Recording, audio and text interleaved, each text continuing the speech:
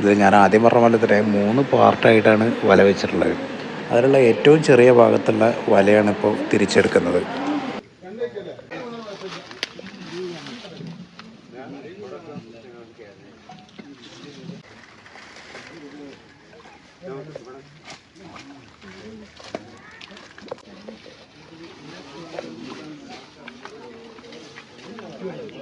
സൈസുള്ള ഒന്നുണ്ടല്ലോ അതിൽ ടാറ് കാണാനായി.